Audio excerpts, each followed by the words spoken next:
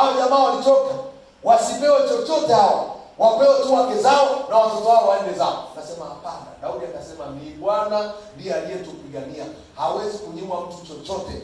Mtaenda na hao watagawiwa nyara na zawadi. Nachotaka kujifunza, mtu mwenye ndoto kwanza ni mtu ambaye hana kinyongo. Mtu mwenye ndoto hana tamaa. Mtu mwenye ndoto ana msamaha. Mtu mwenye ndoto hajikusanyii na kujipendelea. Ni mtu ambaye anafurahia kuona na wengine wanafaidi. Kwa huo mtu mwenye ndoto, ili wengine wafaidike kupitia wewe. Mtu mwenye ndoto anawawazia wengine mema. Bwana Yesu asifiwe. Kwa Daudi akawasaidia wenzake na wale ambao walikuwa wamechoka. Hakuambia kwa sababu nyinyi mlichoka, hamkwenda kupigana, hamtapata kitu, lakini aliwapenda na aliwasaidia. Bwana Yesu asifiwe sana. Watu waaminifu, watu hawa sio wengi duniani. Wamepungua sana. Watu wenye maono, watu wenye ndoto wamepungua sana katika dunia leo. Watu wengi wanajipambania, wanapambana wafike kwa njia ambazo sio zile njia za Mungu, kwa sababu ndoto ya kweli huwa ina mapambano. Sasa wengi hawataki hao mapambano. Hawataki kuwa tayari kulipa gharama. Ni lazima tuwe makini, kwa sababu Mungu atainua watu kutusaidia. Ukijikaza kwenye mwendo wako wa kuyafikia maono, Mungu atakuinulia watu wa kukusaidia. Mungu atakutia nguvu. Wakati wengine wamechoka, wamekata tamaa, wewe utafanya nini? Utatiwa nguvu. Wewe utawezeshwa. Some andiko hili moja, alafu tutaenda mbele za Bwana kuomba kutiwa nguvu kuzifikia ndoto zetu.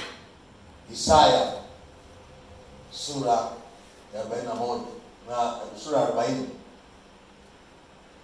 Isaya sura 40 mstari ule wa 27.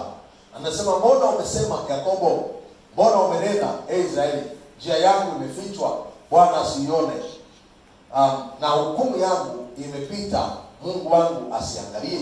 Je, wewe hukujua, hukusikia?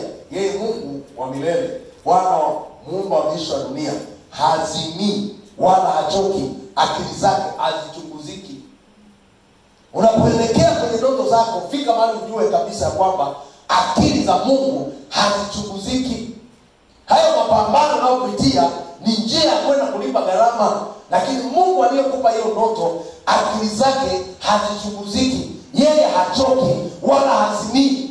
Kwa upasi kuzimia, unatakiwa ungoje Bwana. Anasema wapa nguvu wanaozimia, huwaongezea nguvu yeye asiyekuwa na uwezo. Anasema vijana watazimia na kuchoka, na wanaume vijana wataanguka, bali wao wamngojeao Bwana watapata nini?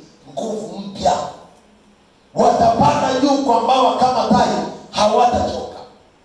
Kwa usikate tamaa, mngoje Bwana. Kwenye hiyo ndoto ulio nayo, mngoje Bwana. Yeye ni Mungu mwenye nguvu ambaye hazimii wala akili zake hazichunguziki. Usikate tamaa. Sauli alipokata tamaa, alienda kutafuta waganga na mwisho wake alikufa. Mwisho wake aliangamia. Ile vita ilimwangamiza kwa sababu hakutambua ya kwamba Mungu ana wakati na majira. Usizimie moyo mpendwa. Inawezekana kuna vitu unapitia, hizo ni gharama za kufikia ndoto yako. Hayo mapito na majaribu unayopitia, hizo ni gharama. Mungu anakungoja aone umesimama, umeimarika. Daudi alijitia nguvu kwa Bwana. Jitie nguvu kwa Bwana, hata kukata tamaa, hata kuchoka, hata kuangalia nyuma. Bwana Yesu asifiwe sana. Amen. Mungu anakutaka uinuke, ukijua kabisa ya kwamba umeitwa na Mungu. Usiangalie nyuma, usikate tamaa, mngoje Bwana. Chutumilia ndoto yako, endelea kujikaza viuno, usonge mbele, usiangalie vita unaopitia. Hiyo vita unaopitia unatengenezwa, unatengeneza historia. Hakuna mtu ambaye alifanikiwa bila kutengeneza historia. Yaani ukiona mtu amenyanyuka tu, ameenda ameinuka, ujue hizo ni mazingaumbwe. Lakini njia za Mungu huwa mara nyingi huwa sio nyepesi kibinadamu bila ambavyo wanadamu wengine wanafikiria.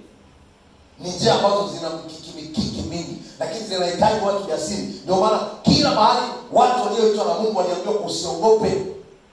Uwe na moyo mkuu, uwe shujaa, uwe hodari. Hawakuambiwa wakae kinyonge, kwa sababu safari ya kumtumikia Mungu ni mapambano.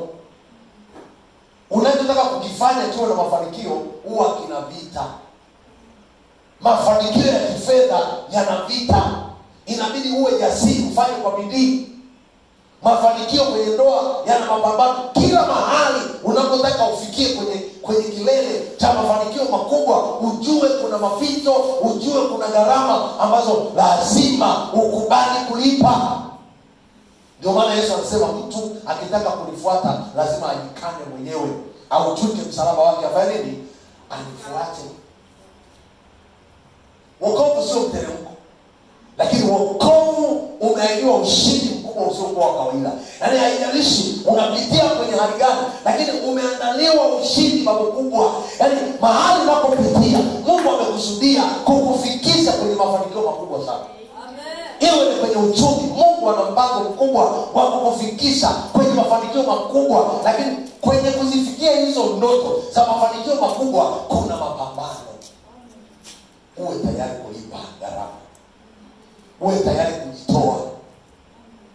Paulo anasema kwenye Warumi, anasema itoeni miili yenu iwe dhabihu iliyo hai, takatifu, ya kumpendeza. Hiyo ndio ibada yenye maana. Tunahitaji kujitoa kwa Bwana, kujidhabihu kwa Bwana. Mungu atutumie apendavyo wakati wote. Tutaona maajabu ya Mungu. Tutaona mafanikio makubwa sana.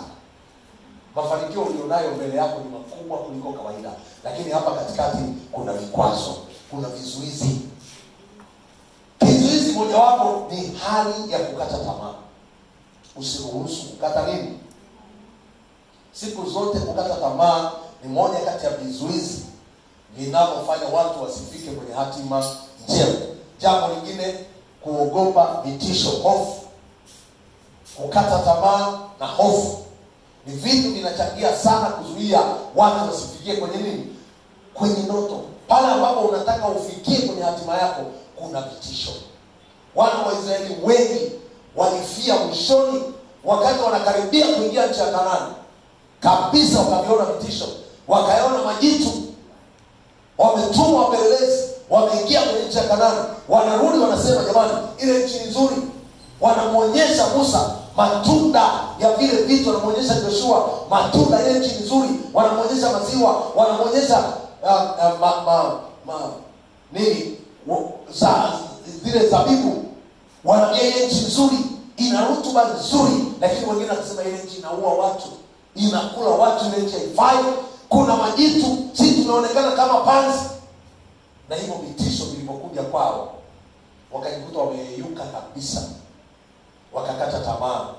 Wakaambia Musa, bora tutafute mtu. Wakaambia Joshua, tutafute mtu aturudishe Misri, tukajisalimishe kwa Farao.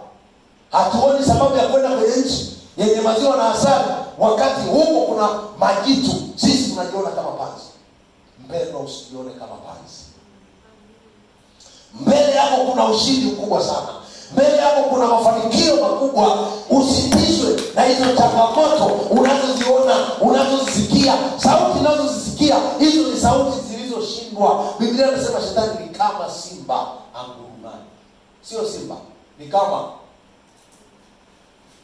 Kwenye hiyo biashara, vitisho visikudanganye. Umeuza leo, umeona umerudi kwa hasara, usikate tamaa. Kesho nenda tena, kesho nenda tena. Usikate tamaa, endelea tu. Mungu atakutetea, Mungu atakupigania. Yeye hazimii wala hachoki, akili zake hazichunguziki. Amina wapendwa. Jambo umeliombea leo, hujaona majibu, usiache kuomba tena. Endelea kuomba. Yesu anawaambia watu, wanafunzi, imetupasa kuomba Mungu bila kukata nini? Tamaa. Akasema kulikuwa na kadhi katika mji fulani, hamchi Mungu wala jali watu. Lakini huko kwenye hiyo nchi kulikuwa na mwanamke mjane aliyekuwa anamwendea huyo kadhi. akitafuta pewe haki yake. Alisema akaenda, kila mara alikuwa anaenda natukanwa, anafukuzwa, lakini hakuacha. Aliendelea tu. Mwisho wa siku ile kaja akasema, ijapo simchi Mungu wala sijali watu, lakini huyu mwanamke atanichosha. Nitampatia haki yake kwa sababu hakati tamaa. Jana amefukuzwa, leo unasikia hodi, ameingia tena. Amefukuzwa, unasikia hodi. Yaani hakati tamaa, anakuja tu. Yule bwana akasema nitampa. Yesu amesema, je, Mungu si dhahiri? Bwana Yesu asifiwe. Kwa jambo hata kama umekuwa ukiliombea unaona hakuna majibu, usiache kuomba, endelea kuomba. Hata kama mwaka unaisha, endelea kuomba. Mungu anasema akili zake hazichunguziki, huwapa nguvu wanaozimia, huwatia nguvu, huwaongezea nguvu wamngojeao Bwana. Watapata nini? Nguvu mpya. Usiruhusu kukata tamaa. Bwana Yesu asifiwe. Amen. Nataka nikwambie, liko jambo la baraka sana mbele yako. Kiwa mtu ambaye unatunza hiyo ndoto yako, utafikia kwenye hatima hiyo ya ajabu sana.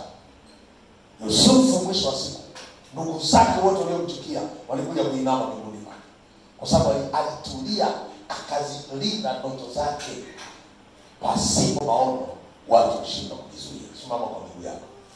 Ndoto yako ulionayo italindwa na wewe kwa kulipa gharama. Karibu. Naona una mkono. Karibu.